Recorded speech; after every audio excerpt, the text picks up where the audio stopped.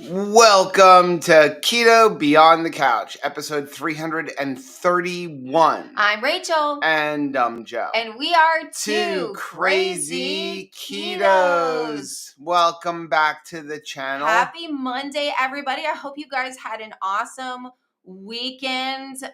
We had a really great time yesterday. Got to hang out with John Paul and Peyton yesterday, and we were at Universal. First, we started out at SeaWorld, and then we were at Universal, and we just had such a big time. And I love that DNA test that we know this is our grandchild.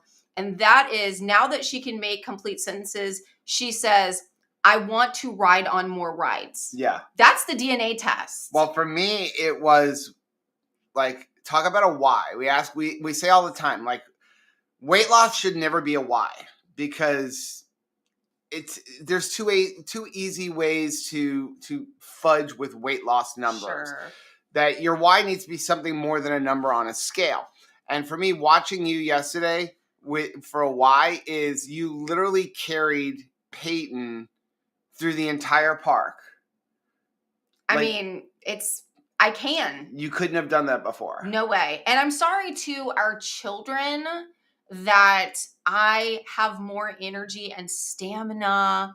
I mean, it's not just that we can carry stuff, but even like emotionally, we don't devolve and dissolve into something, right? Because the heat can get to you, the walking can get to you, carrying all the stuff and the baby can get to you.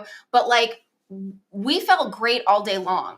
And that's really what you want, right? You don't want those like burnouts. I mean, a lot of times you talk about the children that have meltdowns at parks. How many times do you see a parent having a meltdown at a park? And they have paid good money. We saw it yesterday. Good money to be there. But because you don't feel good in your body, I can't be the person that I want to be. Yeah, it was just to be able to carry her around, to fit on the rides, to ride on everything with her, to ride on things with John Paul. It was just such an amazing day. I had a blast. And then even eating-wise, I mean, she didn't really snack. At one point, we were waiting online for Flight of the Hippogriff, and I opened up a carnivore bar, and she ate half of it. She did. And to watch a 2.5-year-old eat just a bar of beef and fat and be like, I want more. I want more. I want more. And know that we were giving her good nutrition. And then when the day was over, we went to a local burger place, not within the park, to save a bunch of money. And it did. It was called Portillo's, which is really known as like a hot dog space, a hot dog place. But what we really enjoyed that they had there was low carb options. They had some really nice variety of different salads that you could get. And what we got though was they have like the shaved meat, like that you would have like steak-um, that kind of stuff. Like a Philly cheesesteak on top of an Italian sausage. And then they also had sausages that they served there, and they served it in a bowl. So you could get where it's just a bowl of beef. You can get just the sausage, and then you could add on toppings. For me, I like the sweet peppers and also hot peppers. So that's something that I added to mine. And it was like $9. Hello. I mean, I felt like that was a really great value, especially since we were like 3 miles from the park. Yeah. And here's a little fun thing too. So we went to SeaWorld to start. And when we were there as annual pass holders, they were doing like a double. I was proud of myself anyway. Yeah. They were doing like double discounts. You got 30% off of your food. And then on top of that, they give you like $10 that you can spend in the park. So I got like a burger with just throughout the bread and the fries that came with it. But it was like a double bacon cheeseburger, and the normal price was like $20, and it cost me $2. And then you got like a really beautiful salad. I got a beautiful chicken and blueberry Cobb salad. So it had the feta cheese on it, tomato lettuce. It had grilled chicken. It had blueberries. I think I covered it all. It was chicken, feta cheese, and it was beautiful. And because of the pass, $1.47 was how much I paid for it. I was really proud of ourselves. It was really nice. But we were able to go all day. Like, we started our day. We left here at 7 in the morning. We got to the park before 9 o'clock. and then like literally walked around that park by ourselves, then met John Paul and Peyton over at Universal. We went all the way till 6:00.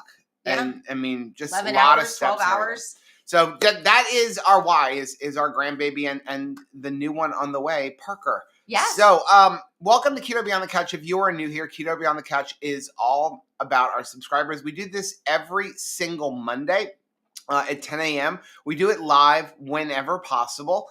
And the way we like to do this is just kind of go through, answer questions and comments, as well as highlight success stories from our subscribers you've posted on our social media. So we ask you, please go over to our social media, post your story. It's really important. You're not just doing it for content. You're doing it for yourself because it helps you remind you of where you came from. And it also does inspire other people. And then what we'll do is we won't pay too much attention to the chat till like the last 10 or 15 minutes. So if you have a question, hold off till then, or use the super chat function, because when you do that, it's going to highlight our screen and we answer your question right away. I see some people talking about electrolytes. Yes. And it's the topic for today because there were some questions throughout the week about electrolytes and breaking your fast. But also, I just wanted to highlight how important electrolytes are. So important. I actually sent Chris a message the other day, Chris and Miriam, because we were working on the farm and I was cutting down trees and all of that. And like, I literally drank a giant salty. And this is how you know that you are dehydrated. People will admit, because dehydration, if you didn't see Rachel's thing in the Meatheads group a couple weeks ago, dehydration isn't just water. No. If you're not consuming electrolytes, especially on keto and carnivore, and you just drink a lot of water, you will actually become more dehydrated, because dehydration just isn't about fluid, but it's about electrolytes. So if you're not consuming electrolytes and you're drinking a lot of water, you're actually making the problem worse because you're diluting the electrolytes that are in your body and flushing them out as well. So it's really important to get your electrolytes. But one of the people will ask us, how do I know if I've had enough? You'll know. Your body will tell you. Things will taste really salty. Well, I drank a salty in just 16 ounces of water, and I felt like I was drinking flavored water. It did not taste like it's salt at all. And that's when you kind of know. You're like, oh. And I'm dehydrated from yesterday. The heat index was like 110 yesterday. It was 100 degrees without the heat index. And so this morning, I'm drinking a chocolate malt keto chow with a caramel vibe salty added in. So Nice. like double electrolytes. And it makes it like a caramel chocolate malt drink. It's really good. That's so incredible. Make sure you're getting electrolytes. We'll talk about them in a little while. Now, I do, before we begin Keto Beyond the Couch, I just want to see, I see two people in here. I just want to shout them out right now. Number one, Larry is really making a concerted effort to get in vitamin M movement every single day, really slaying that movement challenge that he has set for himself. And I just want to say, brother, I am so stinking proud of you. I also see that Nancy Tanner is here, and she did a brand new adventure this past weekend. And that was, she went kayaking for the first time. And I thought that was really brave and awesome to do. Her and Chris Miller. I mean, community is so important. Those are two friends, a friendship that was made in community. They both just happened to be keto, met through 2KK. And I'm just so thankful that they're continuing to pursue adventure, new things. We are not too old to try new things. That's right. Now, I did see a question before we get started that Pam was asking Chris. I'm wondering if I take the daily minerals, the keto chow / salty daily minerals, should she still take Lugel's iodine? So her labs were okay on iodine. My suggestion is always, you should start your day with daily minerals, with the keto chow / salty daily minerals. That's not going to give you all of the electrolytes, but it's giving you a lot of the minerals that you're not getting in your food because we farm and raise animals on minerally depleted land. That's why Dr. Berry helped design those daily minerals for keto chow and salty. So that is the start, and then add electrolytes from there. If you are taking your full dose of the full recommended amount of daily minerals for the day, you probably don't need to add iodine as well. But if you're not, then you might want to use iodine in addition. And it's funny because my mom called me the other day. She's been having a lot of leg cramps. And I was like, well, it's most likely potassium and magnesium. And she was saying, well, one of the people at her church recommended, and this is funny because she doesn't know, recommended that my mom use the Keto Chow electrolyte drops. And my mom's like, well, what is the difference between that and salty? And I'm like, salty, the powdered salties I think are better. Number one, they taste better, even if you do the unflavored ones, right? The clean slate ones. But you're going to get more electrolytes, and you know you're getting the right ratios because you know you're getting enough of them. But my mom said, she said she's buying them on Amazon. Should I tell her to use your link? I'm like, yeah, you should tell her to use our link because she's going to save 10%. Also, if you didn't know, if you're buying Keto Chow and Salty on Amazon, I suggest stopping that because you're paying more money. Aside from the fact that when you use our discount link that is down below, and you can use the same link to get both Salty and Keto Chow, it's the first thing in the description box, you're going to get 10% off. But Keto Chow and Salty charge more money on Amazon because they have to make up for the amount of money that Amazon takes from them. So you're always going to get a better deal and better customer service buying directly from the company. And that's not just with Keto Chow, it's with all companies. Oh, yeah. Especially small businesses. Try to buy directly from the company. Yes, you may give up the 2-day delivery, but you're going to save money and get better customer service buying it directly from company. Keto Chow customer service cannot be beat. Risa said, I do put daily minerals in my morning coffee. I drink a glass of electrolytes first, and then my coffee with keto brains, collagen, and daily minerals. That is a great way to start the day. And a delicious way to start the day. That is something that you can get, look forward to.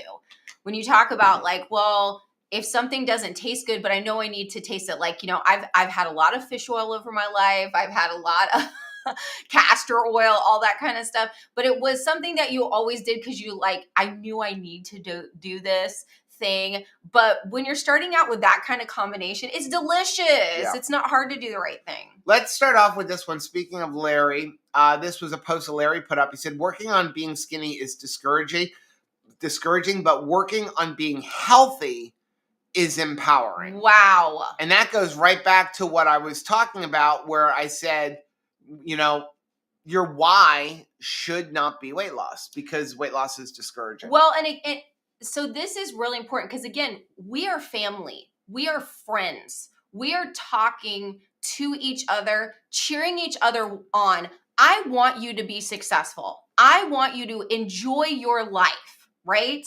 So I think about how undermining it is if you are only pursuing the skinny. And who is trying to make you pursue the skinny?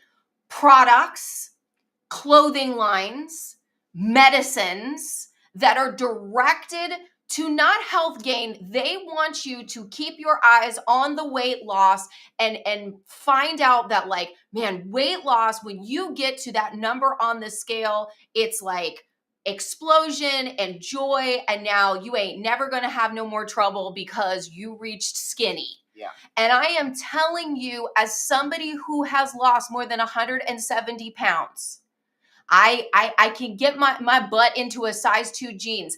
I can still be sad if I am pursuing the skinny. It is a never-ending battle when it comes to the skinny. It is a never-ending victory if you are pursuing the healthy. Yeah. It is completely different. I know that it is hard to shift your mind from being exclusively about weight loss to being about health gain, but we can do hard things. We've proven that we can change our mind about stuff. Yeah, I see Chris talking about castor oil. Yeah, I remember as a kid being forced to drink castor oil, prune juice, and milk of magnesia. Don't tell me that parents kids obsessed with pooping in the modern age have it tougher as far as their breakfast. See, now Blaze has a good point. He routine. said, I only order Keto Chow from Amazon if Keto Chow is out of stock on what I want or I need. That's a good good point. The only time I would probably do that would be if it's a flavor that you really like of Keto Chow and it's a limited edition flavor and they don't have any more on Keto Chow's website, but maybe Amazon still has some left because most likely you're not going to get any more from Keto Chow because, again, it was a limited edition. That's where it completely makes Donna sense. Joe wants to know who's going to Hack Your Health in November. I will be there. I want to make sure I see as many 2KK members as possible. Absolutely. We will be there. Sarah G, thank you Oh for the my gracious, $49.99 young super lady. sticker. Thank you very much. My gracious, thank you. Okay, let's move on to the next one from Gaines. Hey, Gaines, as a former family physician working full-time in palliative care and hospice, I'd grown used to managing chronic disease in others, but I hadn't noticed how far my own health have drifted.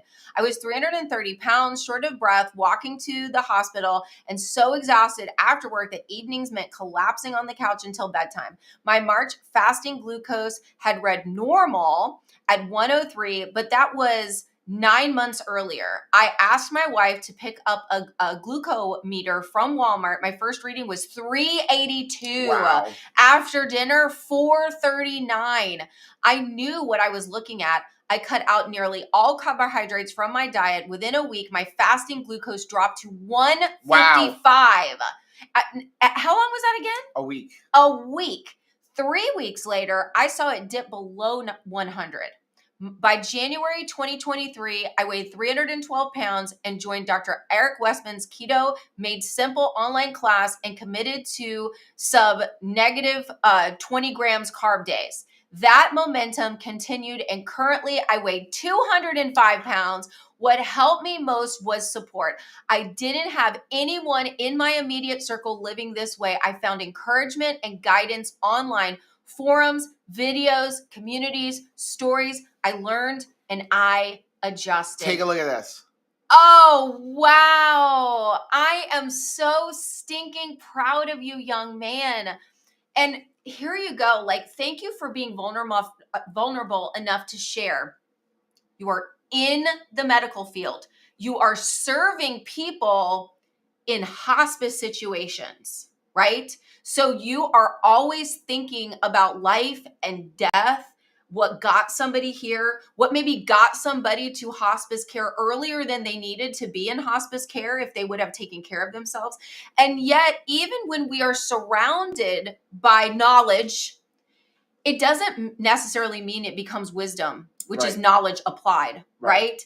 And so the fact that you made that concerted effort to change things and be willing to listen to somebody that was telling us something different, right? I mean, Dr. Westman, sometimes it can be really challenging for a doctor to listen to another doctor. Absolutely. Now, I do want to let you know that I did shorten Gaines's story. Go read the full thing. Head over to Mighty Networks and take a look at the full thing. But I mean, that is what is so important, because it helps him to remember where he came from, but also it inspires other people that, hey, you can do this too, no matter what situation you're in. So, make sure you head over there and read it. It's in our Mighty Networks group, members.2crazyketos.com. Evelyn does have a question. What is the email I can actually get a message to you? You can send us an email at the number 2, like 2crazyketos@gmail.com, or you can private message us on our Mighty Networks group, which is where we spend a lot of time in there. I will just kind of reiterate once again, we don't do Facebook Messenger. Right. So if you're sending us messages on Facebook Messenger, we don't see it. We may once in a blue moon log on to Facebook Messenger, but it could be 6 months from now. We don't use Facebook Messenger.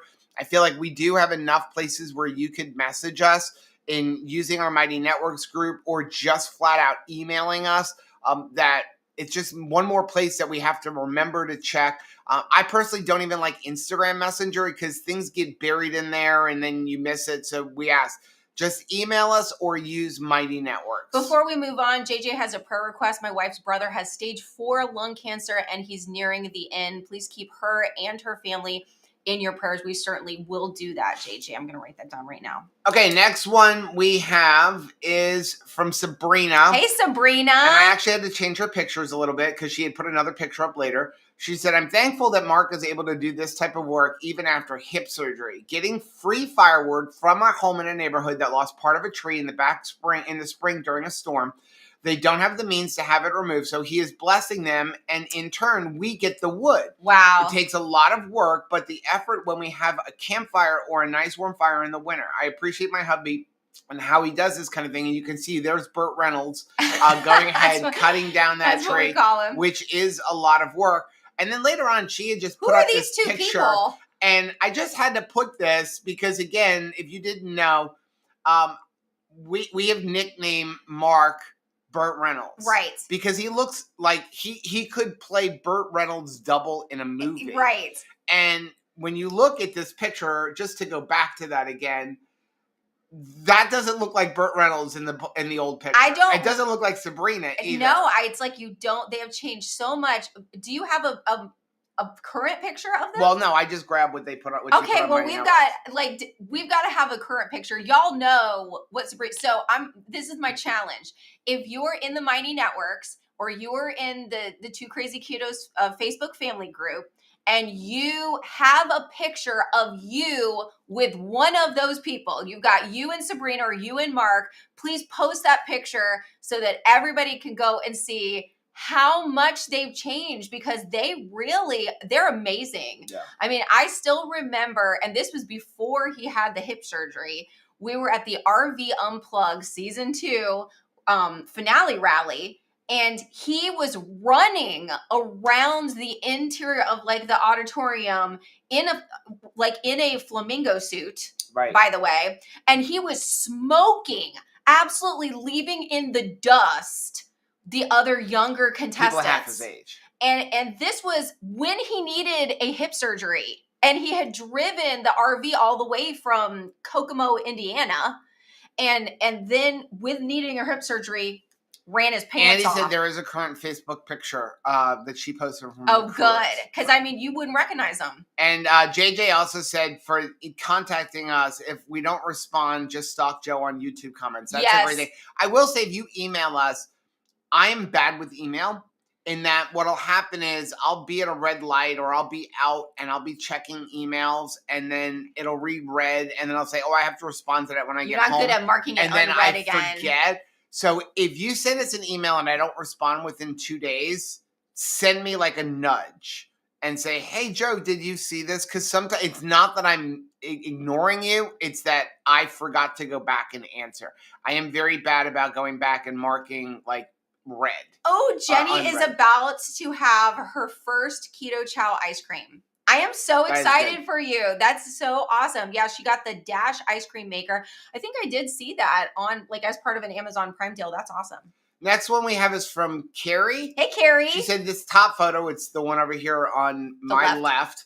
The top photo is from 2019, having a meal at a local soul food barbecue restaurant. The second is from yesterday. Wow. July 6, 2025, in the rear of my church before service. The whole real story has happened in the last 14 months. What a difference a why makes. Oh my goodness. Look at that difference. Look at the difference. Wow. Wow. And really too, how alive her skin looks. That is the power of keto as well. Because I'm going to tell you, you have that kind of weight loss and you do not have, a lot of times, I mean, when I was trying to lose weight and it was just calorie restriction and no real nutrition, my skin, I looked way old. My skin turned green. There was not a lot of life to my body. And I'm looking at that amazing transformation in a very short period of time. And you look fantastic. I mean, there is a glow about you. That is incredible. Matt had to point out that I'm also slow at answering text messages. Same reason. We do suck. Because it will come through when I'm driving or something, and I don't text when I drive. And then I'm like, oh, when I get home, I have to answer. And then I get distracted. If there is I'm easily distracted. Look, squirrel. If there is a doubt that we are capable of sucking, let's just go ahead and dispel that myth right now, because we are completely capable of sucking. Me. No, I suck too. So just so you know, in case you were thinking maybe we didn't suck. Next one is from Vicky. He said, hey everyone, I'm on day 6 of beef butter bacon egg. I'm noticing my fasting blood sugar is not coming down. I know a little bit about the dawn phenomenon. My work days, I don't get home until after 8 or 9. My usual pattern is eat dinner, meat, and fat, then go to bed shortly afterwards because I have to get up at 4:30 or 5:30. I'm wondering if the eating so late and then going to bed is a bad thing. I'm thinking of trying to put all of my meals into a 12-hour shift, even though I enjoy having that not rush relaxing meal when I get home. Any thoughts? So it could be.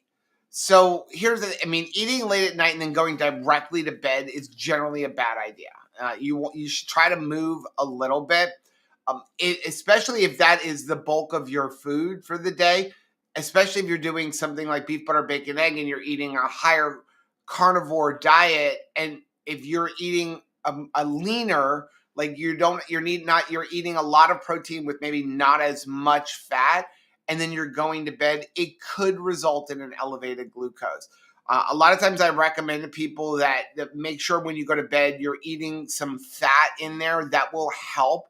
But remember that your body, if you're going to eat, let's say you eat at 8 or 9 o'clock at night, and then you go to immediately to bed, your body's got to work through all that food before you ever get into, burning ketones and losing weight. And the bulk of your weight loss and stuff is all going to happen at night. At night, while you're sleeping, should be your lowest glucose is while you're sleeping. So I would try to shift up a little bit earlier if you can, and also make sure that you're getting enough fat. Not so much fat that you can't lose weight, but make sure you're getting enough fat in your diet. Next one is from Gloria. I have the Hex-clad cookware, but I'm quickly discovering it is not living up to its hype. Does anyone have a better brand that they could recommend? I know Joe and Rachel one time mentioned a favorite, but I can't find the info. So yeah, I actually tried the Hex-clad. I did not like it at all because I don't like all the little divots in the bottom, especially for eggs. Everything sticks into it. There. So when we were in Indiana, Miriam introduced us to Caraway cookware. We ain't never going back. And I absolutely love it. It was on sale for Amazon Prime. They always have sales, though. It is a little expensive. I'm not going to lie. But look at it as an investment in your health. I mean, my old cookware, which was a Le Creuset, I had the Teflon stuff, but we've tried to get Teflon out of our life. That was expensive, too. The pans were great, but I want to get Teflon out of my life. And so we were looking for a really good ceramic that doesn't just flake off or become nonstick very quickly, which happens with a lot of like ceramic cookware. We wanted something that was heavy duty, and we wanted something where your eggs didn't stick to the pan. Like you could literally, whether you use butter or not, nothing is going to stick. And we were watching Miriam cooking in it, and it was just the egg was just going around the pan and she had no butter in it. She had nothing in it. No grease. Whatever she was cooking in it was just, it cleaned up like a dream. And when I look at it this way, yes, you can go to Walmart and buy a cheap set of pans for like $120, $150, but then you got to replace them. So why not just buy a better set of pans that you don't have to keep replacing? Barbara wants to know, is Caraway induction friendly? Yes, it is. And it's very heavy duty. It's very, very thick. We watched a lot of reviews on it. We got a bunch. Rachel actually put up a short the other day where I've been experimenting with like a cheese recipe. Oh, it's so good. And literally it was mounds of cheese that I baked in the oven, and it literally just like paper towel, wipe it off. Nothing stuck to it. Crazy. So we have been communicating back and forth with them, and we have been able to get a 10% discount coupon for our subscribers. So we're going to do a whole video on like the pans that we got and why we like them and everything. But if you look down below, Chris actually put it in the comments. There is a link. Chris put it in the comments. Chris. That link will take you to Caraway's website, and it will get you 10% off of your order. And like, I would start off with the smaller set, and then you can always add on whenever you want. They have a group of them are like a certain price, and then there's like classic colors that may cost a little bit more, but the only difference, you're paying for the color. So choose whatever you want. Next one we have is from Sharko. Hey, Sharko. Good evening. I was wondering if anyone knows if flavored salty will break a fast. I just got my shipment and I love it. Thanks. This is a hard question. We get this question a lot, and it really depends on what are you fasting for. Yes. Is it? Because will anything with a flavor break a fast? Will a cup of black coffee break a fast? Yes. I mean, if you are fasting because you do not want to have anything, like your body recognizing that it's getting any type of energy at all, yeah, it will recognize even a cup of black coffee. So here's the thing.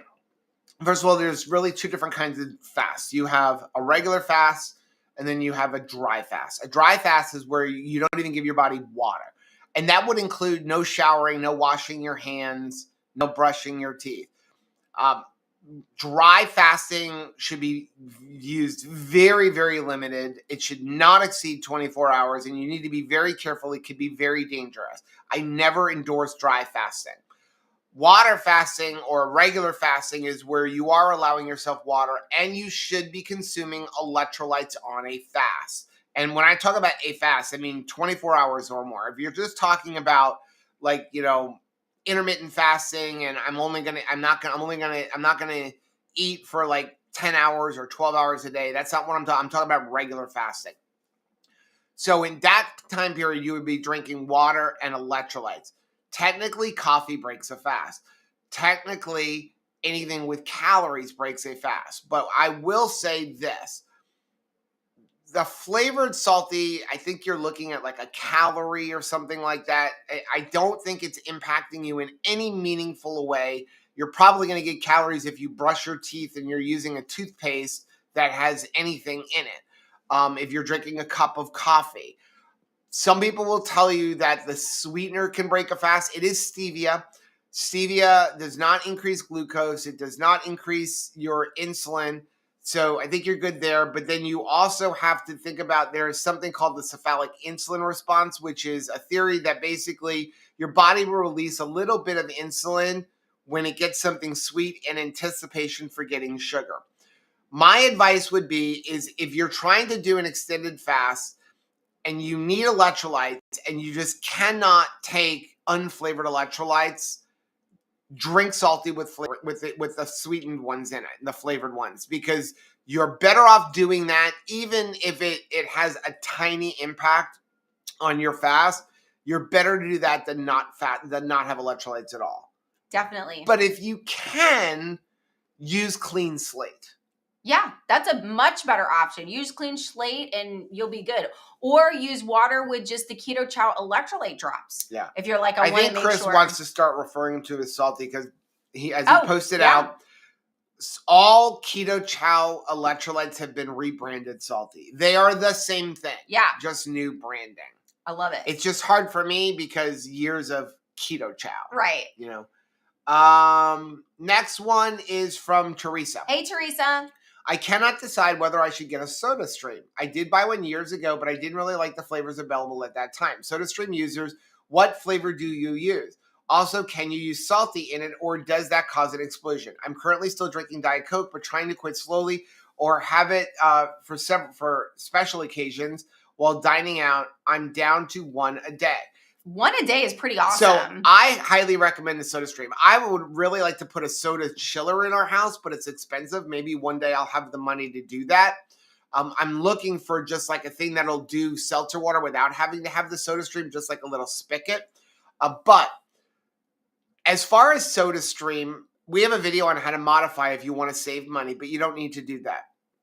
I don't like, if you're looking to drink the SodaStream flavors, I don't like most of the flavors. Like the colas are horrible. I was going to say, do they? I don't even think they have Diet Coke. I think you can get like a Pepsi. Well, the colas are horrible. The root beer is not bad. The lemon lime's not bad.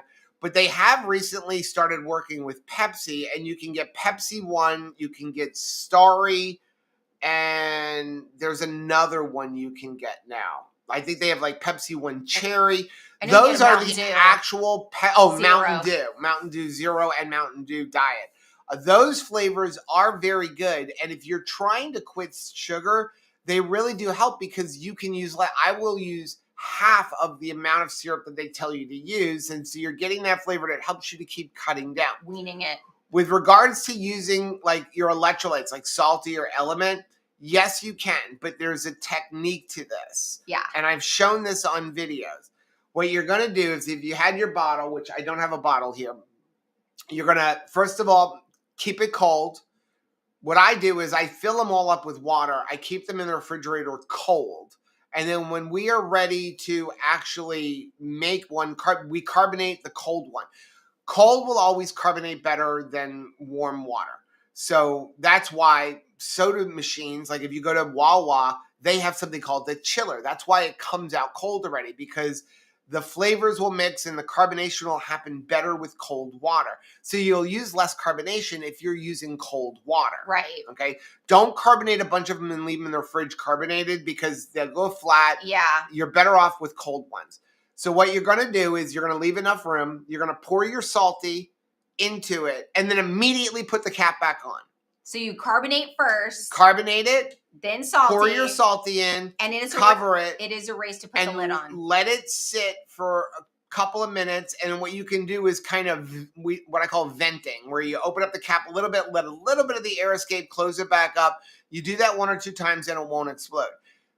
You cannot add the salty or any minerals before carbonation. You will have an explosion mess. And if you put them in there without the top, think about when we were a kid and you would put Mentos in soda. Right. You'll have a whoosh. It's the same thing. Nancy, happy birthday to Beth Seidel today and Randy Seidel tomorrow. Well, let's go ahead and sing happy birthday. I was just writing that down because I want to make sure that we didn't miss it. Happy birthday to you. Happy birthday to you. Happy birthday, Beth and Randy. Happy birthday to you and many more, so many more. Love Donna said, I changed my mind about Chirp. She's staying inside. All 3 eagles are back, not taking a chance of her flying That's off a wise and being choice. picked off by eagles. Yes, because they definitely can. Oh, so that was the one. Aaron, I knew there was another one. I haven't ordered it yet. And he said mug root beer is now available from SodaStream. Oh, how nice. So you're starting to, not Coca products, it's all going to be Pepsi products. I did see Andy mention that her and Susan had a death in the family yesterday. We are so sorry for your loss. And I'm glad you're here this morning, Andy, hanging out with us. Next one is from Janice. Hey, Janice. Does anybody know if Bulletproof Coffee with success? I've been doing everyday dose. So here's the thing. I have mixed feelings about Bulletproof Coffee. If you don't know what, first of all, let's get off. There is a brand Bulletproof Coffee, which most of the brand of Bulletproof Coffee, the ingredients are garbage. So we're going to refer to Bulletproof Coffee as fat coffees, which is where you take a coffee and you put a lot of fat. This was something that really started years ago. You would put a whole bunch of butter, heavy cream, coconut oil in your coffee, and you have like a 400-calorie coffee to start the day. If you're trying to lose weight, there's really you're literally giving yourself empty calories. With no nutrition. Right. There's no vitamins. Nutrition in that. Right. It will break a fast. Certainly. Okay. You will absolutely break a fast if you consume a 300 to 400 calorie coffee in the morning. You're giving yourself a whole bunch of fuel. So anybody who tells you drinking a fat coffee doesn't break a fast honestly doesn't know what they're talking about, because you're giving yourself energy. A fast, the whole purpose is to not give yourself fuel so that your body can tap into stored fuel.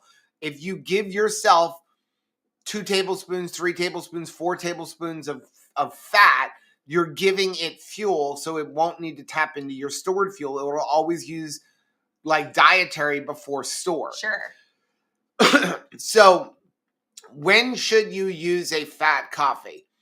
If you don't want to eat a big meal before, say, noon, and you're not worried about necessarily fasting, you just want a little something to tide yourself over in the morning, that would be a good place for it. If you're struggling to get enough fat into your diet, that would be a good place for it. If you are trying to maintain, like, okay, I've lost 200 pounds. I'm trying to lean. How do I stop losing weight? I wish I had that problem. How do I stop losing weight? You increase the fat you're consuming. Right. If you're eating a ketogenic carnivore lifestyle, the way you would slow down that weight loss is by increasing the fat, because you're giving your body more fuel so it stops tapping into your weight, into your body weight. So that's where a fat coffee will help. We've talked to a lot of people who maybe... But it's not going to help you lose more weight necessarily. No, it's not necessarily going to have you lose weight. But we've talked to people who are like caretaking for somebody, and that person, they've switched them to keto to help with like health concerns. And so it's working, but this person that they're caring for is losing too much weight. Like it's working so well, now they're concerned. What do they do to keep that person in more of a maintenance weight something like this at that time would help. Next one is from Robin. Hey, Robin. Would anybody in Central Florida area, especially the West Coast, that's us, be interested in a group outing to go float down the river at Rainbow River in Dunedin? Yes. Or if there are more people in true Central Florida, maybe Rock Springs. I'm going to tell you Rainbow River is going to be better than Rock Springs. It may be more of a drive, though. I understand. No, for us, it depends. For some people. I know we would be. In fact, we're looking to pull the RV up and go stay for a few days at Rainbow River because that is in the middle of Ocala National Forest. And it's a great park. Like, it's a really good campground. Yeah. You know. So the one that'd be really fun to do, but that is a drive, would be Itchituckany. Right. No, but I think Rainbow River would be the thing. So if that's something that you're interested in, I know she posted that in Mighty Networks. Right. Well, that's why I'm putting it here because again, we're all about community. Yeah. Let us know. Next one is from Angie. Hey, Angie. I keep seeing a lot of keto recipes using almond flour or coconut flour. Nothing new except they are for no-bake treats. Cookie dough, for example. Is this weird to not cook the flour, or is it just me? Maybe a throwback to old school flour is wheat that needed to be cooked. So we actually have, if you go to our website, one of our very first recipes is a cookie dough, and it uses almond flour. And it's really good. So if you're new to keto, what is almond flour? Almond flour is literally ground up almonds. It doesn't need to be cooked. Right, it's done. It is literally ground up almonds. So the problem, and why more and more people have moved away from almond flour, it takes a lot of almonds we try to use more protein powder and less almond flour, and then we get a lot of flack from people that we're just pushing protein powder. No, can't win. Number one, it's protein powders, even keto chow is going to be cheaper for almond flour when you look at a recipe. It's always going to be cheaper. Number two, it's healthier. The problem with almonds is lots of oxalates, and it takes a lot of almonds to make a cup of almond flour. A lot of almonds. So you are dealing with a lot of carbohydrates. You're dealing with a lot of fat. That's, again, where you got to make sure you're following total carb, not net carb, because consuming that many... If you consume a quarter of a cup of almond flour would be like 6 servings of almonds. It's really it's a lot of almonds. And it's the same thing with coconut flour. Now, the thing about coconut flour is it absorbs water. So it doesn't, so you can't switch one for the other. They're not interchangeable. No. Coconut flour and almond flour are not interchangeable. Coconut flour is like a cool thing to note is that you can, on many recipes, substitute ground up pork rinds for almond flour. Yeah. So not all recipes, but a lot of them. But you don't have to cook almond flour because you're literally just eating ground up almonds. Yeah. Gloria, thank you for the $10 Gloria. super chat. Said thank you for the cookware info. Are there any of your past videos on electrolytes or keto that have info that you have changed your mind about? Enjoy your cup of coffee. Have we changed our mind? I don't think so. No. I really don't. And I think electrolytes are super important. Yeah. I mean, I was trying to think of, I was going to say, is there anything that we've changed? The only place that I would say we've changed our mind we used to use with electrolytes is like Zip Fizz or things like that. Yes, I was going to say is the ones we use. So years ago, and this was really before Element, before Salty. It was before Element. We used to use Zip Fizz. At the time, you really had Keto Chow electrolyte drops. Dr. Berg had an electrolyte powder, which is potassium, which is just potassium. There's nothing else in it. Right. And then Ultima. You had Ultima. So as new products have come out, we've switched gears to what we recommend. And it has nothing to do with working with companies. It has to do with it is a better product. It came around. So, like the 3 that we recommend the most are Redmond Relight, Keto Chow Salties, and Element. I think Salty is the best because it is the only one that does not have maltodextrin in the natural flavors. I'm not saying the other ones are bad, because it's not a lot of maltodextrin. But I also like the magnesium level. level. But if you want cleaner, Salty is the best because there are 0 amounts of maltodextrin in there, which also results in less carbs, by the way. And then also it has more potassium and a lot more magnesium. And magnesium is super important. It is the one that tastes the worst if you're taking straight magnesium drops. And it is the one that is the hardest to get on a ketogenic diet without eating a lot of like carby vegetables. Yeah. So that's why I prefer those. Zip Fizz, which we used to use for energy and potassium, the problem with them is they mess with the ingredients. And they put a bunch of garbage in them now. Well, and that's the reason why we've changed some other things too. So like when we first started using Lily's chocolate, we used it and it was like cocoa and stevia back in the day. And now you go and pick up some of the candy bars, because we used to get like their candy bars, and it's like the ingredient list now is suddenly this long. Yeah. So it's like if a company changes what they're doing, that's the only time when we pivot. But as far as electrolytes now, I think our stance has remained pretty much the same. Make sure you're getting enough. Good question though, Gloria. Juliana said, fun fact, almond flour is made from fresh almonds. Almond meal, is a byproduct of almond milk. It's a secondhand product. I personally would completely avoid almond meal. It is an overly processed product. I mean, almond flour technically is a processed product, but so is beef. Right.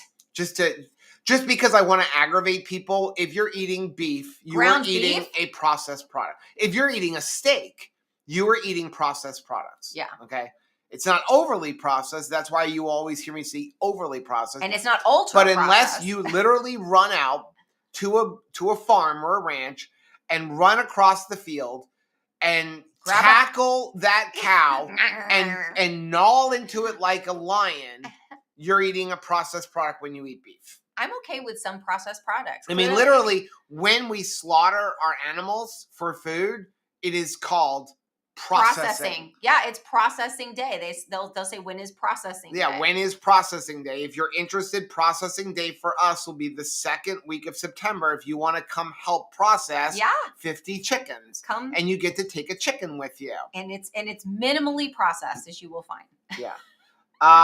Next one is from Cindy. Hi, Cindy. I am still struggling with willpower, although doing way better. However, I'm stressing myself out about my trip. I was planning on coming back home by staying in Franklin, Tennessee. Have you been there? I knew I was going to cheat around all of those restaurants. I was even pre-planning which I was going to kill my keto progress. Such a shame. So I rerouted my trip to Chattanooga. Okay. If you know of a town of restaurants there, please don't tell me. So I just put this in here to say congratulations on recognizing I have a problem. And doing something about it. And I'm going to avoid the problem. I mean, that's my thing when people are like, it's really hard for me not to eat this Kit Kat bar that's in the house because this is my downfall. And it's like, well, wait a second. Why is it in the house? Well, because I went to the store and I knew I shouldn't have, but I went ahead and put it into the buggy and then I bought it and then I brought it home and I put it into the cabinet and I thought, well, one day I'm going to reward myself for something, or on my I don't care day, or I'm waiting for an emotional breakdown. I'm just then I can go and have it. And it's like, wait a second, you have a struggle with that. Why are you hurting yourself? If somebody else, if you lived in the house with an alcoholic, you wouldn't go and buy a bottle of whiskey and just keep it in the cupboard for someday, I don't know, when I need it, I'll be able to break glass when needed, right? Right. So you wouldn't do that. Love yourself at least as much as you would love somebody that you are cohabitating with. Right. Right? So that doesn't make any sense to just put yourself in harm's way. So yes, I want to brag on you because you were like, hey, I don't just have a hard time with a certain food. I have a hard time with a certain location. I need to reroute myself in order for me not to wreck my progress, because I don't want to undermine my progress. Right. And so way to go, taking that step. That's awesome. Next one's from Andy. Hey, Andy. If you have dehydrated lunch meat or even raw meat, would appreciate advice. I tend to lean heavy on pork rinds and moon cheese when I want crunch or variety. Store-bought jerky or carnivore crisps are expensive, hoping this will help me. Am I better off buying thin slices regular? What temperature and times work better? Now, we have several videos about this. I do love If you go lunch meat. So if you go and look through our YouTube channel, search for Two Crazy Ketos, meat thins, and what do we call carnivore chips is what we call I the think other one? yeah, I think so. Okay, because we had to watch, trademark names and stuff like that. So you can dehydrate lunch meat. Get it as thin as possible. Don't go to the store and buy just pre-sliced stuff. Go up to the deli counter and tell them you want it thin. You want it razor thin. I like the chicken and the better turkey. thing to do, if you can, and again, this is what our whole video is. You go and buy, if you have a meat slicer, that's even better. Buy a roast. You're going to save a ton of money. Buy a roast. Whatever kind you want. You can use New York strip. You can use a rib roast, whatever you want. And then you're going to slice it 1 to 1.5, maybe 2 millimeters thin. Very thin. And then you're going to lay that out and you put it on your dehydrator setting of the max setting. Usually it's 156 or something like that for about 4 hours. It's going to be like potato chips. And it's even better if you pre-salt it because that helps dry it out even more. But if you pre-salt it, it'll dry it out and it comes out. It is literally like eating a meat potato chip. Now, if you don't have access to a food slicer, again, go to the deli counter and ask them to slice it thin. Or you can go to a lot of stores, especially if you can find Asian markets. You buy what's called shabu meat, which is already pre-sliced very thin, and do the same thing. Dehydrate it at 156 degrees for at least 4 hours. You can go longer, but the longer you dehydrate it, the crispier it's going to be. The difference between that and beef jerky is beef jerky will be thinner, so it'll be chewier. But the thinner you make thicker, you mean? The thinner beef jerky is thicker. Beef jerky will be thicker. So that makes it chewier. The thinner you slice that beef, the more like a chip it's going to be and the crispier it's going to be. Matt said meat thins are awesome from Steakums. Yeah, that's another thing that we like to do is go to the store, buy Steakums or any of those beefs that you would use for Philly cheesesteak. All it really is ground up beef that's flattened into a patty. Throw that in your dehydrator for 4 hours, and that's already nice and thin. It's usually you're going to have a double piece, so it's like 2 pieces in between paper. Same thing, 4 hours, 156 degrees, or whatever your upper setting is on your dehydrator, and it comes out like a cracker. And I did see Amy had asked if the Keto Chow core products were carnivore, and I totally agree with Chris's answer that the core differs from regular keto chow in the protein and sweeteners. Both protein are animal-based. Scroll up just a little bit, Joe, for me. And both have acacia gum.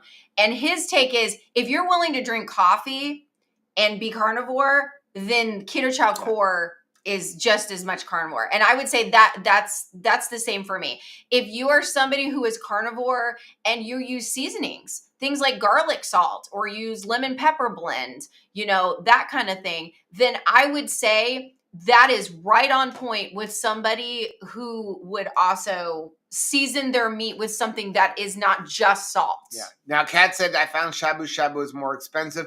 It can be because obviously they have to slice it They're doing the slicing for you. That's why I recommend buying a meat slicer. So you buy a meat slicer, and then, again, we showed it in a video.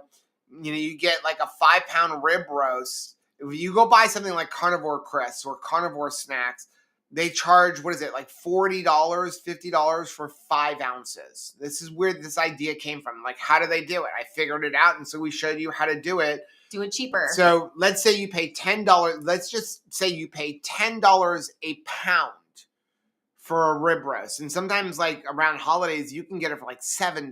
But let's say you pay $10 a pound.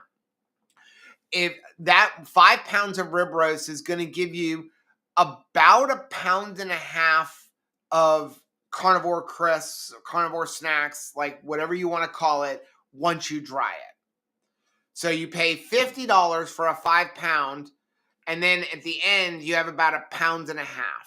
So 1.5 pounds would be 6 bags of those carnivore snacks. So $40 a bag times 6, that's $240.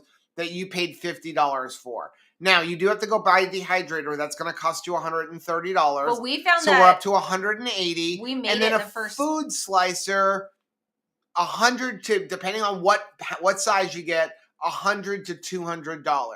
So let's say your initial investment is $300 for the food slicer and the dehydrator, and then you pay $50 for beef. You're almost broke even on the first batch. Right. So make 2 batches and you're disco. Right. I mean, and again, if you can find it even cheaper, I think New York strips make the best carnivore chips and snacks because you've got the fat on the outside. The rib roasts work really well, but you got the fat in the middle, and sometimes when you slice it, it's a little bit harder. Whereas with the New York strip, you've got the fat cap on the outside, you've got the strip on the meat on the inside, and it just is easier to slice thin and lay out. But both work. I saw Mom said, or Chris Bear had said he's got a meat slicer and dehydrator and sous vide and air fryer, and he's got to build like a kitchen appliance man shed in the back. And my mom has done that thing. And so she says, I have my whole patio. She basically has created a space using the patio, and that's where she does all the cooking with different cooking devices, because it's not heating up the kitchen, because it is like blankety blank hot in Florida right now. And then she has all of her things out there. It's really nice. It's easy for cleanup. She's loving it. Next one is from Misty. Hey, Misty. I absolutely love you guys. I've been following you for years, but I am really disappointed in your advice on how to force a doctor to prescribe a CGM. My 13-year-old son was diagnosed with type 1 diabetes in September. Right now, Dexcom is having problems with their G7s. It is really hard for those that need to get them. They are in shortage, and giving them to folks that don't need them because they're being manipulated with the fear of being sued is sickening. You both have given so much good advice and encouragement over the years, but that segment was devastating to hear as a mom of type 1 child. Okay, so I just wanted to clear a couple things up. Number one, this is advice that has been given to us by a doctor. But more importantly, we don't advocate using Dexcom devices on keto unless, as if you look at every time we've ever talked about this, unless you are a type 1 diabetic or you are a type 2 heavily medicated, I never recommend the Dexcom. Because first of all, the Dexcom is ridiculously expensive. Nobody's going to really even want to buy a Dexcom, right? If their insurance isn't covering it, because you're looking at about $500 to $700 for the month to buy a Dexcom G7 device if you're not paying for it by insurance. We recommend getting the Freestyle Libre 3. That's what we recommend. We have talked to Abbott. I've talked to doctors. I've talked to pharmacists, and they say there are no shortages on the Freestyle. Because that scared us too. We had heard in the past, like, oh, there was stuff, and we want to make sure that we don't even suggest somebody do it for, just as like a collecting personal data unless we know that it is available. And so, yeah, we've gone directly to the companies to make sure they're not having a shortage. I do know that there are not that many doctors that are prescribing because they're being threatened to cause the shortage. The shortage with Dexcom, my understanding is they've been changing their device. So they have recently changed the device, and actually, Dr. Boz talked about this on the Low Carb Cruise. They have changed the device to go from 10 days to 14 days. So in that switch, it is causing shortages. But we do not recommend using the Dexcom devices because you don't need the intricacies if you are not a medicated diabetic. You do not need the intricacies of a Dexcom. Dexcoms will give you second-to-second data, and you can calibrate them, whereas you cannot calibrate the other ones. I'm also of the belief that I personally do not think, and we are moving in this direction, I do not think that there should be a requirement to have prescriptions for any CGM. I think CGMs should be 100% over the counter. I think it is a good medical device for everybody, not just diabetics, because I think that a CGM will help people to recognize what is going on. I think it's disgusting that even getting, your regular blood tests, that having, certain tests done is just not automatically done, that companies don't even want to pay for you to have your glucose test. Well, I think that, a CGM is important. It's a lie detector test for both the patient and for the food companies as well. So if, with a CGM, if a product that says it's, hey, we're perfectly safe and proclaims it's safe, when the CGM goes off, well, you're lying, right? So I think that it's really much important. better than A1C test. And I think that we are, like you're saying, thankfully moving away from the necessity of even having to get into an argument with your doctor. If you want to go that route, obviously we care about your child. We wouldn't do anything to put a child in jeopardy like this. I'm sorry that you were hurt about this. We certainly, that was not our intention at all.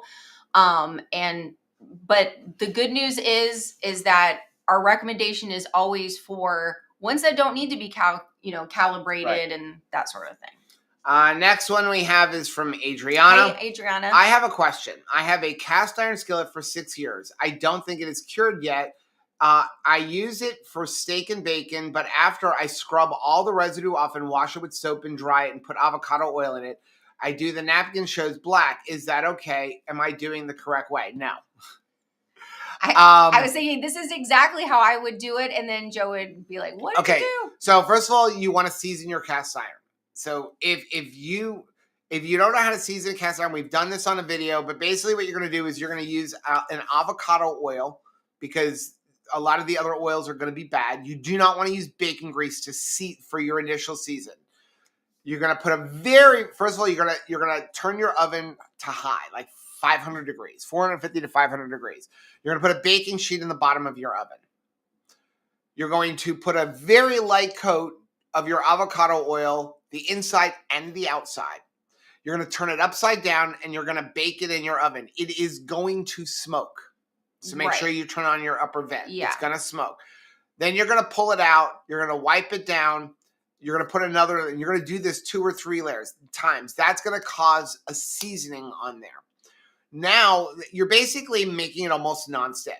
Now, when you go to cook, you're going to cook in that pan, okay? If you've been using it for 6 years and everything is still sticking, it's not seasoned right. And why is it not seasoned right? Because you're scrubbing out the residue. You want that residue. That residue seems so weird, though, is what makes it nonstick. It is a buildup. That's why if you can find great grandma's cast iron pan, it's worth thousands. Right. Okay. If you I'm not kidding. You can go, if you can find like 100-year-old cast iron pan that has been used constantly, like, you will find a homesteader that will pay hundreds and hundreds and hundreds of dollars for that. If you look at back Little House on the Prairie times, that's all they used was cast iron. But what made their pans so much better than ours? It was they used them for 3 meals a day, every single day. The more you use it, the better it is. So all you want to do when you're done cooking with that is literally wipe it out. If there's food stuck to it, you put a little bit of salt in there. You can put some water, a little bit of salt, and rub it out. But you don't want to wash it. You can lightly wash it, but you don't want to scrub that residue out, because now you're taking off the seasoning. So then you're going to get Rachel, who's going to go, but what about and it's going to be dirty? Contamination, dirtiness? What about bacteria? Every time you cook with that, the heat kills any bacteria. Okay. Again, our ancestors only cooked with cast iron, and they did fine. They also pooped in an outhouse, Joe. And they did fine. I mean, but I don't feel like that was living my best life. So but their cooking was better. I was incorrect about washing the cast iron with soap and water, definitely. But I can understand why anyone would come to that conclusion. Yeah. No, cast iron.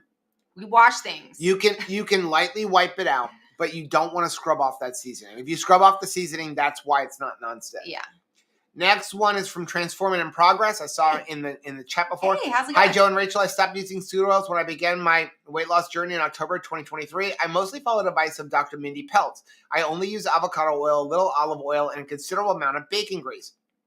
I save all of my animal fats and use them for seasoning vegetables. I do wonder about peanut oil, which is kind of in a gray area. Do you have opinions on that? Thank you for your video. It really is in a gray area, isn't it? So it really comes down to how they make the oils. We try to avoid it when possible. If I have to be exposed to a seed oil, like let's say I want to buy wings from a restaurant, I would prefer their wings be fried, if it's not in tallow, in peanut oil, because at least peanuts are a very high fat. It's more of a natural fat than something like corn or soybean. It's less manipulated. Right. The problem is still in the way they make them with the deodorization and stuff like that. But that could also be the problem with tallow in a lot of restaurants where they use deodorized, because when they use deodorized, the whole point is it allows them to use it more often and longer. But it is one of those gray areas. It's something that I would avoid peanut oil as well, but be less worried if I'm exposed to that over things like canola and soybean It's oil. more like, excuse me, peanut oil is like your restaurant oil. Like Yeah. if I'm going to go to a restaurant, I'm going to try to find those restaurants that try to cook in peanut oil versus other oils. And that's going to be my, like, when I'm out and about type thing. At home, you know, we don't use peanut oil. I mean, I remember when we used to use it with our, you know, we had a master built and we would cook the deep fry the turkey in it. It's got a really good it's got a good taste. Last one, just because I like doing this to Rachel. Oh, After no. I watched your Hey, Deals Debbie. podcast, I went to the grocery store. I saw a single can of Great Slush Celsius. Wow. Thought I'd try it on Rachel's recommendation, even though she seems to dislike grape flavor. It is delicious. I think it's better than peach. I've lost another one. You I've did. lost it. I've lost more credibility with people over the grape issue. Yes. I think it's a very, you either like grape or you don't like grape. And I'm just like, I think I just had too much Dimetapp as a little kid. Okay, let's jump into some of this chat here. So, Lady Fritzer said, process continuum, how much changed from the original and what is added or subtracted? Yes. That's the deciding factor. And it's also the reason when we notice something that all of a sudden you'll hear us with like a barrage, like every video after we've noticed something that we're using and we check the ingredients and they've changed the ingredients and now it's like they've decided to go wonky on us. We'll come back and all of our live streams will be like, hey guys, don't forget, check your ingredient label, because probably we have come in contact with something that we use and trust. And then they decided to like fix it or make it cheaper in some way. Right. And because they've done that, now the reason why we loved it is now been removed. And listen, do I consider beef processed? No. Or chicken processed? No. I usually like to say that kind of stuff to aggravate the people who want to confront us and who are really dogmatic and say, I don't eat any processed foods. It's like, yes, really? You do. Yes, you do. And it's more because it's my way of combating the overly dogmatic person who wants to say I'm better than you. Right. And so do I think it's processed? No. Is almond flour processed? Slightly. That's why I say overly processed. That's the term I like to use. We don't like to eat overly processed, because if you make a recipe, you can eat it. Maybe you're not a carnivore, maybe you're a keto person, or you're a paleo.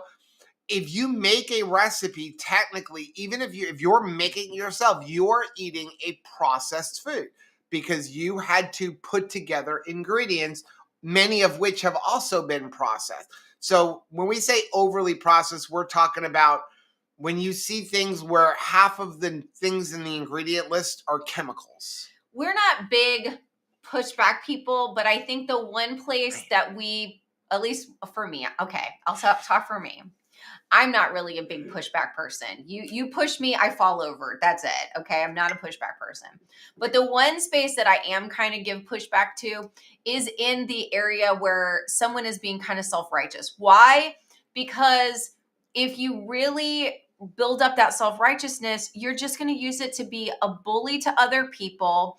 And also you're hurting yourself, because when you have to take a step down for some reason that's completely right and reasonable, you feel like you lose your personal standing. So if someone is like, I don't have any processed food in my life, then if for some reason their child, their best friend comes into town and they need to go to a restaurant in order to have a time of fellowship together, they have to say no to that, or they have to walk away from that meeting going like katana sword, oh, I am no longer a person that doesn't have, processed food. So I want to just kick that whole attitude in the teeth and let's just be done with it. Because when I see comments like that, honestly, whether the person realizes or not, I have added ha ha to the end of that comment because I feel like that's what they mean. I don't use any processed food. Ha ha. Because that's what they're saying, right? They're saying that like I do things better than everybody here that's in the chat. And it's funny. A lot of times when we do a product review, and for somebody who is like, I absolutely never want to ever use a packaged food, and that's fine. We're not against anybody doing that, right? In fact, I'm going to say most of your food should not have a package around it unless it's like the saran wrap over the meat, right? But a person will come into a product review and be like, this is not for me. Like I wouldn't use any. Okay, well, the whole video wasn't for you. Right. Why would you even comment on a video about a packaged food when you're like, I eat no packaged food? I don't understand it. Unless whatever that comment is, ha ha, is at the end of that comment, right? There's nothing constructive. Okay. Barbara wants to know, will liquid sucralose drops to sweeten a recipe hurt your progress? It can. So, well, it can. Okay, you give your opinion and I'll give mine. It can. And we only have a couple minutes. So, here's why. So, first of all, some people are going to tell you that liquid sucralose or using sucralose at all can hurt your gut biome. There's one study about that. They were feeding these rats ridiculous amounts of sucralose, ridiculous amounts. And the rats were not on a ketogenic diet. And oh, by the way, we're not rats. Can we just establish you dirty that? rat. If you equated it to the amount of sucralose that is in a keto chow, I would have to drink about 60 keto chows a day to consume the amount of sucralose that they were feeding those rats. That's not why it can hurt your progress. The reason that liquid sucralose, and honestly, any sweetener can hurt your keto progress is because you don't have a shutoff valve for sweet. Right. You don't have a shutoff mechanism for sweet. So it can cause you to overconsume. And for many people, a sweetened food can trigger you to eat more. So that is how any sweetened thing can cause you to affect your keto progress. It's just because you're eating something sweet, which could cause you to eat more and like basically not have that shut off for, whatever you want to eat. And so I completely agree with what you're saying. And I think that if somebody is trying to slash a sweet tooth, then that can be very helpful to just avoid it altogether. And you don't want a drop or two even because you're trying to completely get rid of the sweet tooth. On the other side, I refuse to assume that I can never get any better. That because I've been a sugar addict and a sweet lover fiend, that I can never get to the place where I can't with hard work. Now we're 8 years in and I'm always learning stuff about myself.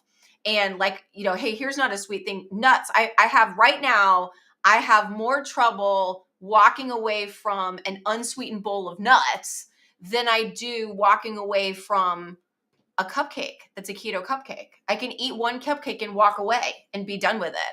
So do I think that me having a cupcake that I make that's sweetened with some liquid sucralose, is that going to derail my keto progress? No, I don't think so. I think that for me right now, and you have to know where you're at. I don't think that there's a moo one size fits all answer for it. If you're like, hey, I have a sweet tooth problem, then yeah, maybe you need to be more on Joe's side.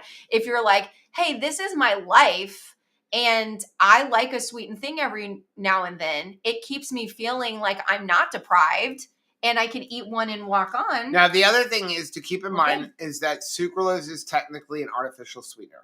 Okay. True. As opposed to stevia. The one place I am going to tell you is the other thing about liquid sucralose is what is making it a liquid. And that's where you have to look at ingredients. Okay, so if you look at the link that we have down below for the liquid sucralose they use water. Right. Sometimes they're in alcohol. Sometimes they're in other things, and you have to look at the ingredients. I will say, if you store-bought powdered sucralose will absolutely, not a shadow of a doubt, derail your keto progress and your health progress. Yeah, but I because I'm you're assuming talking you're about buying when we're old-fashioned Splenda. Right. Okay, powdered sucralose. Okay, and I'm not talking about the pure stuff, which you could not even measure out, so you're not going to buy that anyway. But powdered sucralose in a store like Splenda is like a tiny bit of sucralose with a whole lot of dextrose and maltodextrin. That will absolutely, without a doubt, derail your keto progress. So if you want to use sucralose, the only way to be using sucralose is liquid sucralose, where they're taking 20% sucralose and diluting it in 70 to 80% water. Yeah. That is the only sucralose to use. Carrie, what protein powder do you recommend? I'm going to recommend 3. The number 1 I'm going to recommend is Keto Chow. It is going to be a little bit more expensive, but you're getting vitamins and nutrients and electrolytes in it. The second one I'm going to recommend is Equip, which is a beef protein powder. We have a discount link down below. And the third one, if you're looking for a whey protein, would be Isopure unflavored or vanilla flavored. But not buying like the caramel, because then they start adding a bunch of stuff in. So unflavored Isopure whey protein powder. Those are the only 3 I would recommend. Again, if you want a beef protein, Keto Chow Core or Equip. If you want a milk-based milk isolate protein, then use Keto Chow. Courtney said, I'm right outside of Chattanooga. There are decent restaurants there. She said, don't tell us. We assume that there's going to be really delicious restaurants. Larry said, I also use the core products from Keto Chow. Yeah, so difference in Keto Chow, core products are beef protein. The regular flavors are milk protein isolates. I saw there was somebody who said they were going to try the chocolate keto core with the beef tallow upon our recommendation. And I really don't think you're going to be disappointed. It is delicious. And it blows my mind that tallow, if you have ever cooked down tallow yourself, is such a stinky job. To get down to something like beef tallow, which becomes so versatile and so helpful in something like a Keto Chow, I think that that's crazy, right? That it don't stink. It doesn't stink. In fact, we use it as moisturizer cream. Chris, pemmican. I was watching a video about making beef jerky and pemmican and thought, hey, what happens if you use salty instead of salt for making jerky? That's a good experiment. That would be a great experiment. Because then you can give flavors on them. Ooh.